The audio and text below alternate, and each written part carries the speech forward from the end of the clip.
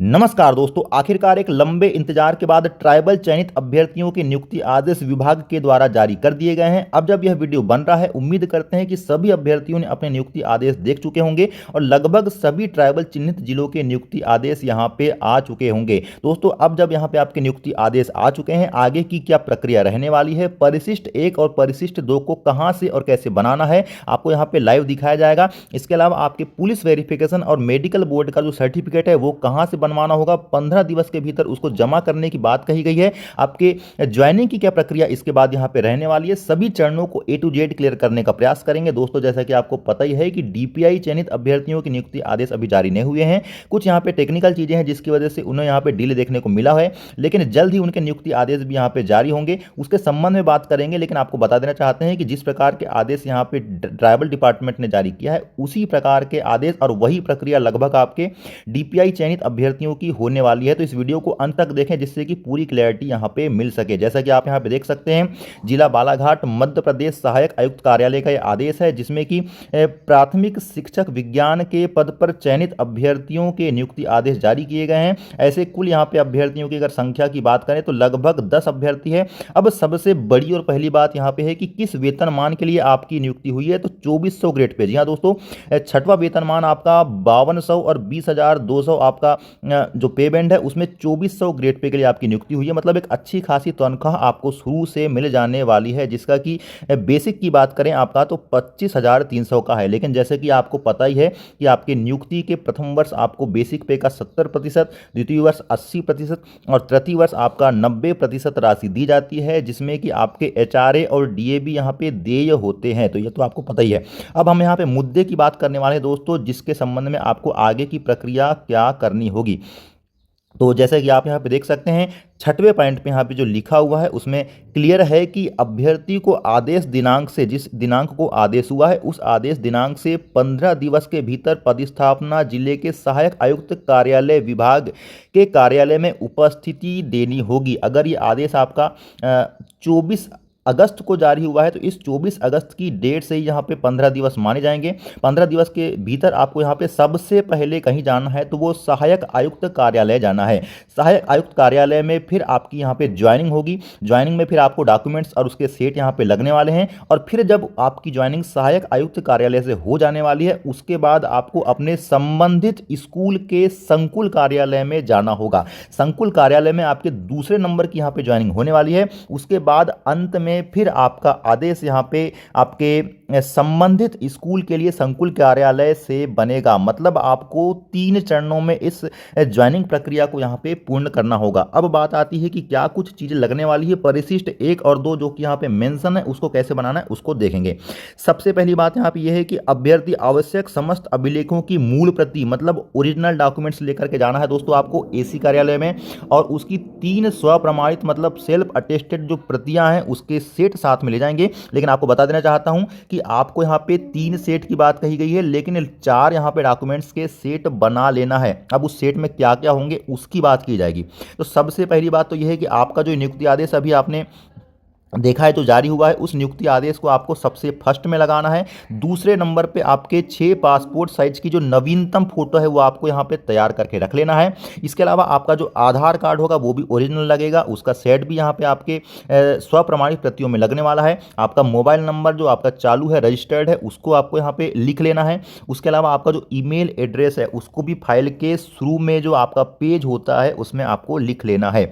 इसके बाद तीसरा जो डॉक्यूमेंट्स होने वाला है वो आपकी पात्रता परीक्षा की अंक सूची होगी। उसके अलावा आपका जो चयन हुआ है इस चयन परीक्षा की अंक सूची भी आपको यहाँ पे लगने वाली है। अगर हम चौथे नंबर के यहाँ पे डॉक्यूमेंट्स की हम बात करें तो चौथे नंबर पे आपका यहाँ पे अगर आरक्षित प्रवर्ग में आपका यहाँ पे सिलेक्शन हुआ है तो ऐसी स्थिति में आपका डिजिटल जातीय प्रमाण पत्र आपको लगेगा, और आपको सक्षम अधिकारी द्वारा जारी किया हुआ आय प्रमाण पत्र भी यहाँ पे लगने वाला है आपके चालू वित्तीय वर्ष का।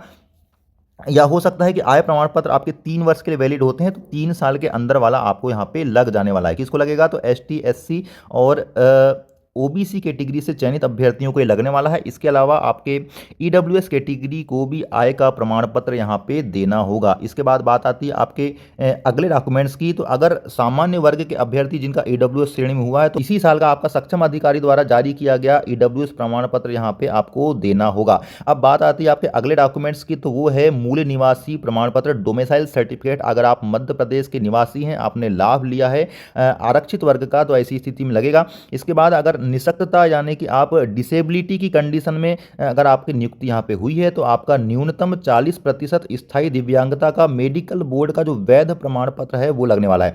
एक बड़ी बात बता देता हूँ दोस्तों आपको, अभी आपके यहाँ पे मेडिकल बोर्ड का कहने चाहिए परीक्षण नहीं हुआ है डीपीआई के द्वारा, तो शेड्यूल भी डाला गया है लेकिन ट्राइबल डिपार्टमेंट के द्वारा परीक्षण नहीं हुआ है। तो ऐसी स्थिति में जो आपके दिव्यांगता की श्रेणी से यहाँ पे सिलेक्शन लिए वाले जो कैंडिडेट है, जैसे कि आप यहाँ पे देख सकते हैं, अंतिम कैंडिडेट की बात करें 10वें नंबर की, नंद किशोर बिसेन लिखा हुआ है। इनका यहाँ पे ओपी एलडी मतलब एक प्रकार से ये अस्थि बाधित यहाँ पे कैटेगरी से सिलेक्शन हुआ है। तो ऐसी स्थिति में ये सब चीज़ें चेक की जाने वाली है। अगर आप सही तरीके से लीगल नहीं पाए जाते हैं, वैध प्रमाण पत्र नहीं पाया जाता है 40% या उससे अधिक का, तो बाहर भी कर दिया जाएगा, जैसे कि यहाँ पे लिखा हुआ भी है। इसके बाद अगला जो डॉक्यूमेंट्स होने वाला है, अतिथि अनुभव प्रमाण पत्र होने वाला है। अगर आप अतिथि कैटेगरी से यहाँ पे सिलेक्शन ले चुके हैं तो आपके 3 वर्ष और 3 वर्षों में न्यूनतम आपके 200 दिन होना चाहिए। प्रत्येक सत्र में आपके कम से कम 30 दिन भी यहाँ पे अनिवार्य हो जाते हैं। शासकीय सेवा में है तो आपको ऐसी स्थिति में त्याग पत्र की पावती लेना होगा, या आप कहना चाहिए विभाग को सूचना जो दिए होंगे उस सूचना का आपका प्रमाण पत्र यहाँ पे आपको प्रस्तुत करना होगा। इसके बाद बात आती है आपके अभ्यर्थी के शैक्षणिक और व्यावसायिक योग्यता संबंधी प्रमाण पत्र की, जिसमें कि आपके 10वीं की मार्कशीट, आपकी 12वीं की मार्कशीट, आपके अगर ग्रेजुएशन कर चुका है तो ग्रेजुएशन की मार्कशीट लगेगी। इसके अलावा व्यावसायिक योग्यता में आपके डीएड या डीएलएड की मार्कशीट लगने वाली है। भूतपूर्व सैनिक हैं और आपने लाभ लिया है आपके कोटे का, तो आपको उसका प्रमाण पत्र भी यहाँ पे देना होगा। एनसीसी का लाभ लिया है तो उसका प्रमाण पत्र भी यहाँ पे आपको देना होगा। फिर यहाँ पे देखो परिशिष्ट की बात आती है, तो परिशिष्ट कैसे बनवाना है अब हम उसको यहाँ पे देखेंगे। अच्छा, ये जो भी डॉक्यूमेंट्स दोस्तों मैं जो बता रहा हूँ आपको, ये आपको अपने साथ ही ले जाना होगा। आपके परिशिष्ट की बात करें तो उसको भी आपको यहाँ पे साथ में ही ले जाना है। अब परिशिष्ट क्या है, तो अन्य पिछड़ा वर्ग के जो अभ्यर्थी हैं, अन्य पिछड़ा वर्ग के अभ्यर्थियों के लिए क्रीमिलियर में नहीं, यानी कि नॉन क्लियर में क्रीमिलियर में नहीं आने का घोषणा पत्र आपको यहाँ पे प्रस्तुत करना होगा, जो कि आय के संबंध में होता है। देखो परिशिष्ट 1 यहाँ पे दिया हुआ है, ये परिशिष्ट 1 आपको यहाँ पे नोटरी से बनवाना होगा। जी हाँ दोस्तों, परिशिष्ट 1 आपको यहाँ पे दिख रहा है, इसी परिशिष्ट को आपको यहाँ पे करना है। अन्य पिछड़ा वर्ग के अभ्यर्थियों के लिए एक प्रकार का यह घोषणा पत्र है। ये पूरा का पूरा वो वहां पर लिख करके 50 या 100 रुपए के स्टाम्प पेपर में यहाँ पे बनाकर आपको क्लियरली दे देंगे। यही परिशिष्ट लगने वाला है। परिशिष्ट वहां पे मेंशन नहीं किया गया है, आप टेलीग्राम चैनल पे जाइएगा, वहां पे आपके दोनों परिशिष्ट मैंने यहाँ पे डाल दिया है। टेलीग्राम चैनल की जो लिंक है वो वीडियो में आपको डिस्क्रिप्शन बॉक्स में दिख जाने वाली है। परिशिष्ट 2 क्या है इसकी भी हम बात करेंगे, लेकिन सबसे पहले हम यहाँ पे और आगे चीजों को समझ लेते हैं। देखो परिशिष्ट 2 भी यहाँ पे दिया है, चरित्र प्रमाण पत्र के सत्यापन के संबंध में सामान्य प्रशासन विभाग के परिपत्र के अनुसार जो परिशिष्ट 2 है उसका शपथ पत्र भी लगेगा। तो ये परिशिष्ट 2 क्या है, तो परिशिष्ट 2 आपका चरित्र प्रमाण पत्र के संबंध में है दोस्तों।